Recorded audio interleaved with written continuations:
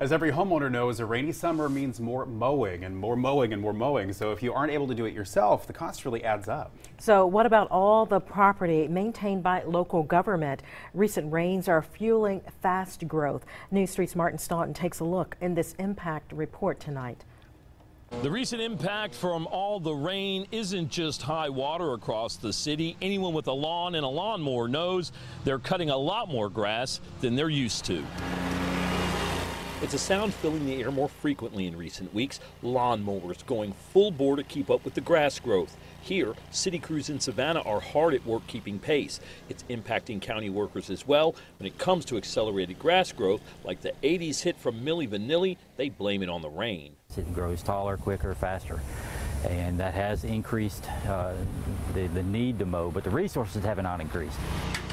For municipal crews, overtime pays for the extra work. They're doing nearly twice the work, a mirror to the recent rain totals. It was amazing. It was like 11.54 inches of rain in July alone. 16 days it rained. So, you know, on an average, you're talking 5.5 inches of rain. That's an average July rainfall. So it was significant, but we were able to stay on schedule.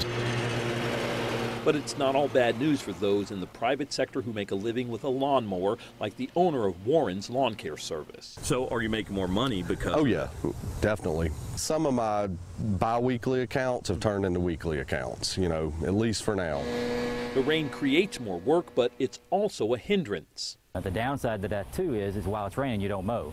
And all the rain we're getting, we're not mowing while it's raining. The problem affects people who are not professionals, the same as those who are when it comes to lawn care. So Warren offers this advice to the public. If it's not raining, cut it while you can, because, you know, once it rains, then you have a couple of days you got to wait on it to dry up, and it's still growing while you're waiting.